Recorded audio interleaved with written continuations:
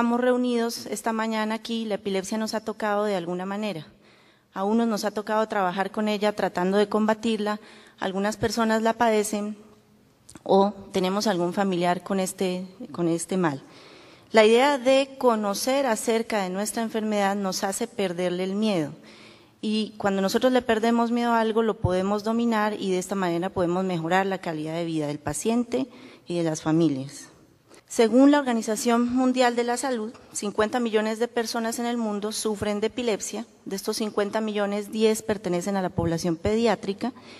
El número de casos va a variar de un país a otro. Siempre la incidencia o la prevalencia de la enfermedad va a ser más alta en aquellos países de escasos recursos económicos, en donde la gente no tiene un cubrimiento de salud en un 100%, casi siempre va a ser más frecuente que en países que tienen un cubrimiento de salud mejor.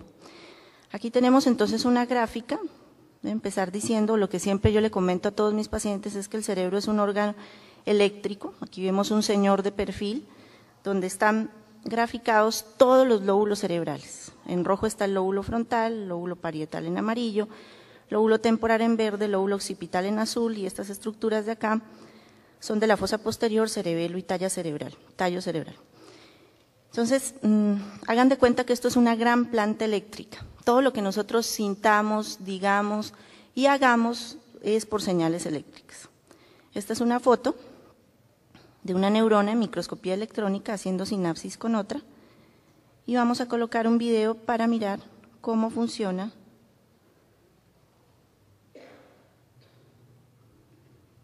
Pasó con el volumen. O celular que contiene el núcleo y la mayoría de los organelos. El soma, las neuronas, son células con una morfología y función muy especializada. En general, están compuestas por una zona abultada, denominada soma o cuerpo celular, que contiene el núcleo y la mayoría de los organelos. El soma suele tener varias prolongaciones cortas de su membrana, llamadas dendritas, y una prolongación larga llamada axón. El axón de una neurona establece un estrecho contacto electroquímico con las dendritas de otra. Esta estructura se conoce como sinapsis. Las neuronas tienen una compleja actividad eléctrica gracias a las propiedades de su membrana. Sus proteínas forman canales a través de los cuales pasan los iones, que son partículas con carga eléctrica. De esta forma, se transmiten los impulsos desde el cuerpo celular hasta el final del axón. Las neuronas pueden medir desde unos pocos micrones hasta más de 1 metro de longitud, permitiendo la conexión de zonas distantes en un cuerpo. ¿Qué pasa entonces en un ataque de epilepsia? Entonces, como lo había mencionado, el cerebro es un órgano eléctrico, pero es una energía que tanto el cerebro como nosotros podemos controlar. Para que yo esté hablando aquí, de pie, dominando los nervios, es una energía que yo puedo controlar y mi cerebro también. Pero en un ataque convulsivo, el cerebro deja de controlar esta energía y empieza a transformarse en una descarga eléctrica anormal. Esto puede ocasionar en nuestro cuerpo movimientos involuntarios, posturas forzadas, sensaciones de temor o malestar, cambios en coloración de la cara, se pueden colocar pálida la cara o morados los labios, puede haber relajación de esfínteres, o sea, puede haber pérdida o no de la conciencia. La epilepsia entonces, en los primeros días, o si no están controladas, puede, y si ocurre por ejemplo en el sueño, va a alterar el equilibrio del sueño, puede haber una disminución del alertamiento en estos pacientes, puede ocasionar con el tiempo, si no se controla, déficit de memoria y trastornos del aprendizaje o trastornos cognitivos y cambios del comportamiento. En el 70% de los casos, la epilepsia no se conoce la causa, por más que se hacen los estudios, incluso muchas veces los estudios que uno pide pueden salir normales. No tiene predilección por ningún género, puede darle tanto por igual a hombres como a mujeres, cualquier raza y a cualquier edad, pero lo que sí se sabe es que es una entidad que es muy frecuente en los extremos de la vida, bebés y pediatría y en la senectud. Existe claramente una predisposición genética. Yo me atrevería a decir que en el 80% de los casos, cuando uno hace el interrogatorio en la historia clínica, siempre hay un abuelo, un tío, un primo, un hermano que ha sufrido de epilepsia. El 30% restante, entonces, se atribuye a cualquier daño que exista en el cerebro, entonces tumores, meningitis, traumas o golpes cerebrales, accidentes cerebrovasculares o derrames, condiciones muy especiales. Cuando el niño nace y le falta el oxígeno, puede lesionar su cerebro gravemente y provocar epilepsia, y algunas condiciones especiales que están siendo mucho más reconocidas en la época actual, por ejemplo, los errores innatos del metabolismo, en donde fallan algunos procesos, como su nombre lo indica, del metabolismo, se acumulan sustancias tóxicas en el organismo y casi siempre es el cerebro que sufre esta toxicidad manifestándose con una epilepsia. Tipos de crisis hay muchos. Cada paciente no será una convulsión parecida al otro, casi siempre tienen características diferentes, pero se pueden dividir en dos grandes grupos. Focales, cuando es solo un punto del cerebro el que está empezando la descarga normal, o generalizadas, cuando el cerebro al unísono empieza la descarga normal. Casi siempre las crisis focales o parciales pueden caracterizarse por un grito o una dificultad para expresar lo que le está pasando al paciente en ese momento, o sonidos guturales, sonidos de la garganta, sensación de miedo en el paciente antes de que caiga al piso o algo, sensación de adormecimiento de alguna parte del cuerpo, alucinaciones tanto visuales como auditivas, puede haber desviación de la cabeza o los ojos hacia alguno de los lados, posturas forzadas de uno de los lados del cuerpo. Y en las crisis parciales puede haber pérdida o no de la conciencia. La persona puede darse cuenta de lo que le pasa o puede no darse cuenta.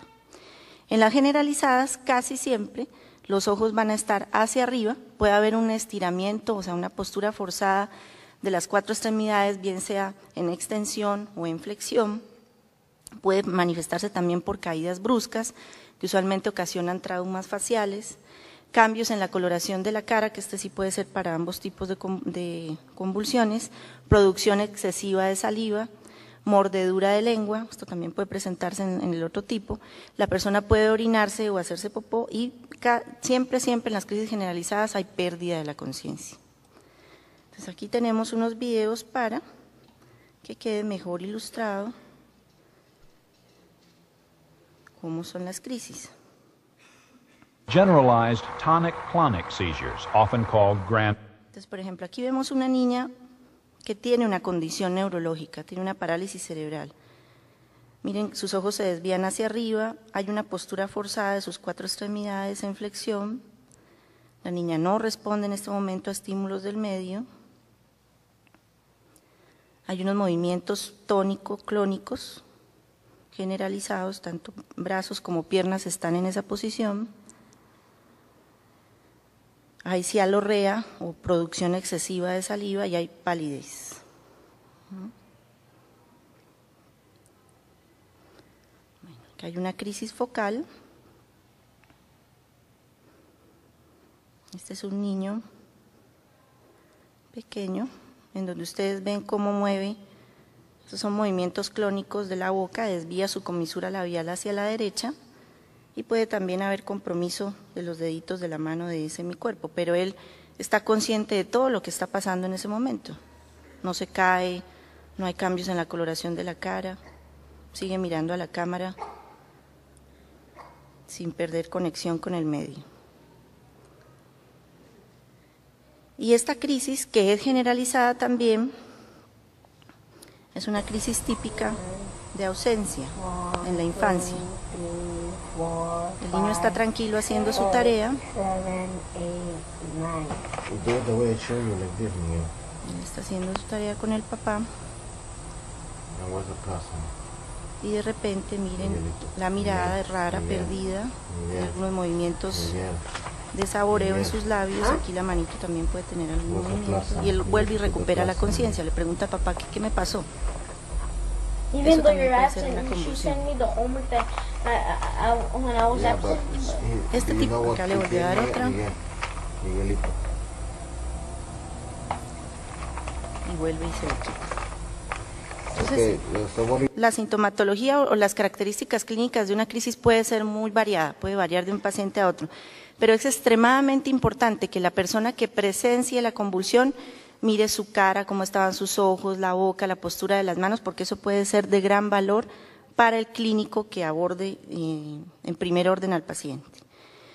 Aquí hay unas recomendaciones que hay que tener en cuenta cuando un paciente convulsiona ante nuestros ojos y no acabar arrancándonos los pelos como esta niñita de acá. Primero que todo hay que mantener la calma. Yo sé que es muy difícil ver a un ser querido en estas, pero hay que mantener la calma porque tranquilos pensamos mejor y actuamos mejor. Siempre, siempre colocar a la persona de lado. Retirar algunos objetos cercanos que puedan, con los movimientos bruscos o las posturas forzadas, hacerle daño al paciente. Si estamos solos, esperar, mantener al paciente de lado, y si no estamos solos, pedir ayuda.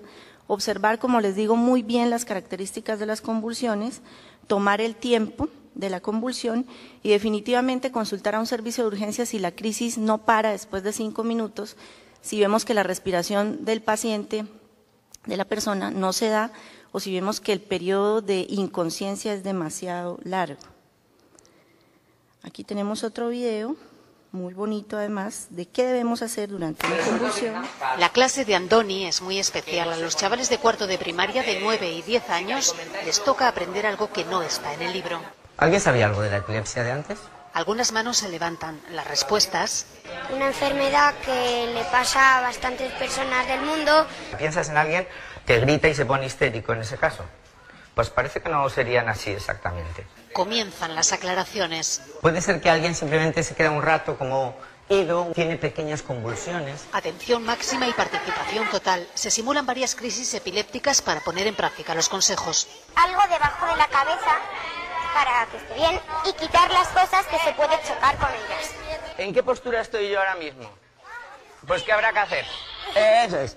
También están midiendo el tiempo. Si yo me levanto, desde luego, y os veo a todos así, me da un susto. Ventilación, oxígeno. Si tiene la ropa ajustada, aflojársela. Y en contra de lo que se suele pensar, Sobre todo no meterle nada en la boca. miles de alumnos de toda España recibirán esta lección. Conocer la epilepsia nos hace iguales con campañas.